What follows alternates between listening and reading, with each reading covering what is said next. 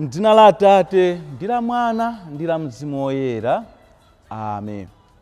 Ndilandireni pano pa Tiyankhuleni Ambuye. Lelo ndi tsiku lachisanu Mulungu woyamba mnyengo ya pachaka.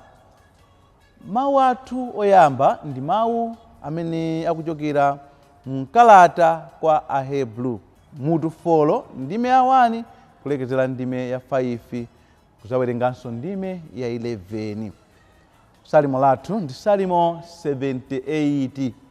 Ndipo mawu achiyankho ndi tisayiwale ntchito za Mulungu.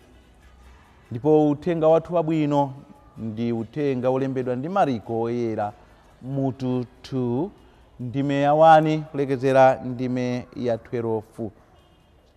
Amene akutiwerengera mthenga wabwino komanso kutigawira mawu ndi Reverend Father Medrick Mlava, a pastoral coordinator Amangwashi Diocese. Tsono tiyeni pano timve uthenga umenewu. Ambuye akhale nanu. Mawu a muthenga woyera monga adalembera Mariko Oyera. Ulemu kwa inu Ambuye. Patapita masiku pang'ono Yesu adabwereranso ku Kaperenawo. Anthu nkumva kuti ali ku nyumba kwawo. Anthu ochuluka adasonkhana m'nyumbamo kotero kuti munalibenso malo ngakhale pa khomo pomwe. Iye ankawalalikira mawu a Mulungu. Anthu ena anayi adanyamula munthu wa ziwalo zakufa nkubwera naye kwa Yesu. Koma sadathe kufika naye pafupi ndi Yesuyo chifukwa cha kuchuluka kwa anthu. Choncho adakwera pa denga nangosasula dengalo kuyang'anana ndi pamene Yesu analili nkutsitsira pa chibopo machira amene adamnyamulira munthu uja. Poona chikhulupiriro chawocho, Yesu adawuza munthu wa ziwalo zakufayo kuti, mwana wanga, machimo ako akhululukidwa. Koma pamenepo panalinso aphunzitsi ena amalamulo a Mose. Iwo adayamba kuzifunsa mu mtima mwawo kuti, kodi iyeyu angalankhule bwanji motere? Sikunyoza Mulungu kumeneku? Ndani angakhululukire machimo? Si Mulungu yekha kodi? Koma Yesu adadziwa kuti akuganiza zimenezi mu mtima mwawo, motero adawafunsa kuti, bwanji mukuganiza zimenezo mu mtima mwanu? Chapafupi koposa nchiti kumuwuza wa ziwalo zakufayo kuti machimo ako akhululukidwa, kapena kunena kuti dzuka, nyamula machira ako, yamba kuyenda. Koma kuti mudziwe kuti Mwana wa Munthu ali nazo mphamvu pansi pano zokhululukira machimo, onani. Pamenepo adawuza wofa ziwalo uja kuti, iwe dzuka, tenga machira ako uzipita kumudzi. Munthu uja adadzukadi natenga machira ake aja nkutuluka, onse aja akuona. Anthu onse aja adazizwa kwambiri nayamba kutamanda Mulungu nkumanena kuti, zoterezi ife sitinazione n'kale lonse. Mthenga wa Ambuye. Ulemu kwa inu Ambuye Yesu Khristu. Abale ndi alongo okondedwa, mawu alero akutisimikizira ife a Khristu. Mawu a Mulungu alero akutikumbutsa kuti tikuyenera kumawatengera anzathu ovutika kwa Yesu Khristu. Mawu oyamba muli mfundo yayikulu yokuti tikumbutsane, ndipo mfundo yake ndiyonena kuti mawu a Mulungu ali ndi phindu lalikulu moyo wathu wa tsiku ndi tsiku. Mawu a Mulungu amene timawamvawa ali ndi phindu moyo wathu wa tsiku ndi tsiku. Makamakatu pamene tawagwiritsa bwino ntchito, mawu a Mulungu amatipindulira. Pamene ife tawagwiritsa bwino ntchito mawu a Mulungu, tizapezamo phindu. Kugwiritsa ntchito mawu a Mulungu bwino kumene kutanthauza kuti kuwakhulupirira mawuwo, ndipo pamene tawakhulupirira ndi kuwagwiritsa ntchito monga mmene mawuwo akutipemphera. timamva mawu a Mulungu tsiku ndi tsiku.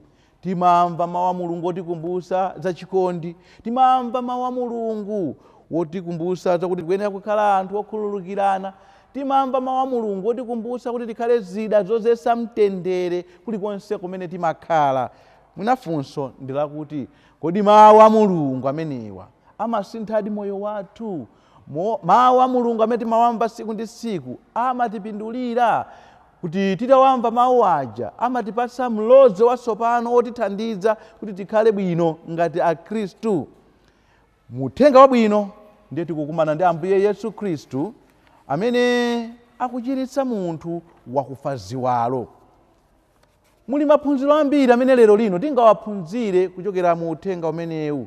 Chinthu choyambirira chimene chikundipasa chidwi ndi za abale awa anayi amene akumutenga munthu ameneyu, munthu amene anali wakufa ziwalo, amene yekha sakanatha kufika kwa Ambuye Yesu Khristu. Tikuona kuti anthu amenewa akumutenga, akumunyamula munthu amene wakufa ziwalo, akupita naye kwa Ambuye Yesu Khristu kuti akamuchiritse.